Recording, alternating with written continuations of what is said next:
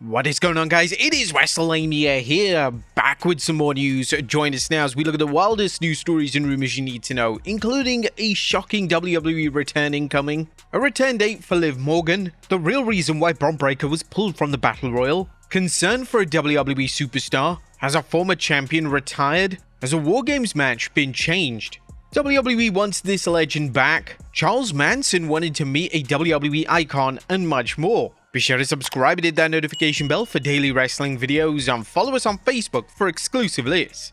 Now let's do the intro and get straight into our first story.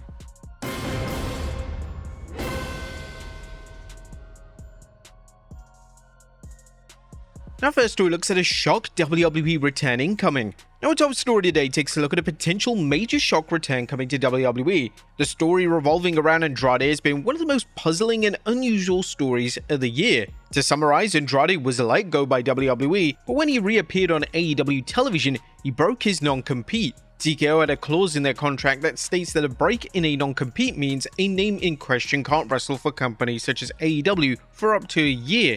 But in the latest update, it turns out that WWE are now attempting to use the non-compete as leverage to bring him back into the fold. PW Insider Elite were the first to break this news, saying, as we discussed on the No Name show yesterday, Andrade continues to be advertised for upcoming independent dates in both Maine and New York, but there's no word whether he will actually appear. He was advertised for WWC in Puerto Rico over the weekend, but did not wrestle there. As we noted, there is a belief of some lucha circles that WWE is trying to use the leverage of a potential one-year no-compete as a way to bring Andrade back into the fold. No one in WWE would confirm that to PWInsiderElite.com, but that is the story making the rounds in Mexico. This story keeps getting crazier with each passing week, and before we know it, Andrade could be back on WWE programming.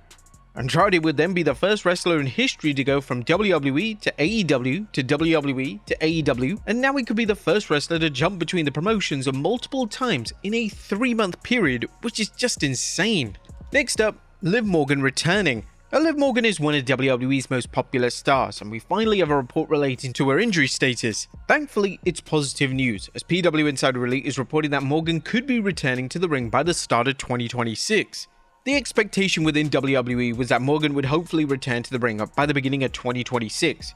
It's always possible she returns before that if she is ahead of schedule on her physical rehab after suffering the separated shoulder earlier this year, but we have not heard of anything definitive. One would think that WWE is going to do everything they can to hide when she would return to get a big moment out of it, so I expect the company to go well out of their way to get a big pop for her eventual return. The report also adds that the company wants her ready for the Royal Rumble in Saudi Arabia. We can attest from multiple sources the company is very excited about her being back in the mix when it happens. She's especially popular in Saudi Arabia, so it stands to figure the company wants her ready for the Royal Rumble there. Morgan has been a popular suggestion from fans for the Rumble win since her injury, and the fact that her recovery has gone well is fantastic news, and we here at Wrestlelamia certainly can't wait to see her back in the ring.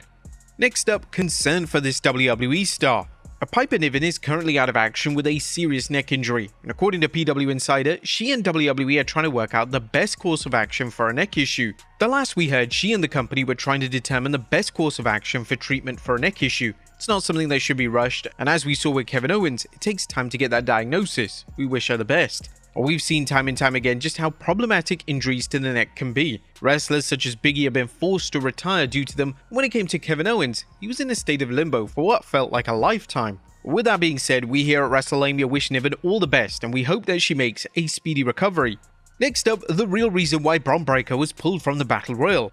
Bron Breakker was deliberately left out of the Battle Royal on this week's edition of Raw, which would decide the next challenger to CM Punk's world title at Saturday night's main event. As we saw on screen, authority figure Adam Pearce left him and Bronson Reed out of the Battle Royal. However, a new report from the Wrestling Observer reveals it chose to keep Breakker out because the company has long-term plans for him to eventually win the title. On the latest Wrestling Observer newsletter, it stated that Breakker is expected to become champion, but WWE doesn't believe the upcoming Peacock exclusive show of Saturday night's main event is the right setting. The company felt that inserting him into a match where he would not win only just to be eliminated would undercut his future push, so instead, they took him out. Now, it's fairly obvious that WWE always had plans to make Bron Breakker world champion. He's one of the biggest stars on the red brand today. However, it's clear that WWE want to keep him strong for that eventual title win. Next up, as a former champion retired. A former WWE Tag Team Champion, Titus O'Neil last wrestled in WWE back in 2020, and this has led to fans believing that he has formally retired from pro wrestling. O'Neil predominantly works as a global ambassador for WWE, and in a rare interview, he discussed his in-ring status, and in a surprise twist, he revealed it's possible he returns to the ring. It's definitely a possibility now, but again, it's all based on the situation, whether the company wants me to do it or not. It would have to be the right scenario for it to happen. I'll always stay in shape, but being in ring shape is a completely different challenge, as anyone who's taken time away and come back can tell you. O'Neil would discuss a range of topics during the course of the interview, and even labeled Paul Heyman as the unsung hero of WWE. Next up, a WWE star wants a world title win. Now, a certain WWE star has revealed that he wants to win the world title before he retires. Speaking to Tokyo Sports, wrestling legend Shinsuke Nakamura stated that he has around 5 years left before he calls it a day in the ring, and one of his primary goals is to win the world title in WWE for the first time. I believe in it, so I keep going. That's the World Heavyweight Championship. I just want to win that. For Japanese wrestlers on this American stage, especially the men, that's a barrier we haven't broken through yet. I don't know if it's proof or anything, but I sometimes wonder what would happen if I couldn't do it. I hope I can leave some kind of path or hope for the next generation of Japanese and Asian people. WWE likes to give Nakamura mini pushes from time to time, and he was extremely close to winning the world title from Seth Rollins back in 2023. Unfortunately, it doesn't look like a world title run is on the horizon anytime soon. However, you never know when it comes to WWE, and they may wish to give Nakamura a special retirement tour similar to John Cena. Next up, Charles Manson wanted to meet a WWE icon. Now, this is definitely one of the more outlandish stories of the year, and it relates to Charles Manson. While appearing on Freddie Prinze Jr.'s podcast, former WWE writer Nick Manfredini discussed his time working with Bray Wyatt, and he revealed that Charles Manson was shown Wyatt's work in prison, and he was so impressed that he wanted to meet Wyatt in person. To get off topic, Charles Manson, I don't know if this story has ever been told. Wyndham's former teammate in college football became a prison guard at Charles Manson's prison. Allegedly, this guy showed Manson the Bray Wyatt promos, and he wanted to meet him. Man. And this was the whole thing. If that's true, that's amazing. So yeah, it is 100% true. So Mike Rotunda knew about it, and I think he brought it up to somebody. It was then claimed that either Triple H or Vince McMahon immediately squashed that idea. Maybe, I don't know if it was Hunter or Vince or someone, and they immediately, squashed it. Obviously, that's man, you can't be partying with Charles Manson. Because they were like, can we shoot a network special? Oh my God. With Charles Manson. Bray meets Charles Manson. It was immediately squashed. And then afterwards, I was like, Dad, let's just go. Like, next time we're in Northern California, me and you, just put on a hat or something. Nobody will know it's you. Let's just go meet him, Oh my God, dude. I thought more about it, and obviously it was a terrible, terrible idea. Could you imagine if this actually occurred? If this was the 90s, then this is definitely something that Vince McMahon would have considered. But with WWE being a PG product since the summer of 2008, the backlash to a WWE star meeting a convicted criminal in prison would have been substantial. Next up, has a WARGAMES match changed? Due to Seth Rollins' injury, fans were under the impression that the planned Team Vision vs Team Punk match for WARGAMES was scrapped. However, according to a new report from the Wrestling Observer newsletter, the match is still planned, just without Rollins involved. Since many have asked as a press time, the men's WARGAMES match was still a Punk and Reigns team against a Vision-led team. Some thought with all the injuries that it would be changed to the Wyatts vs MFT, since they are clearly doing a multi-person program there as well. Now, is it possible that WWE delivers 3 WARGAMES matches on one PLE?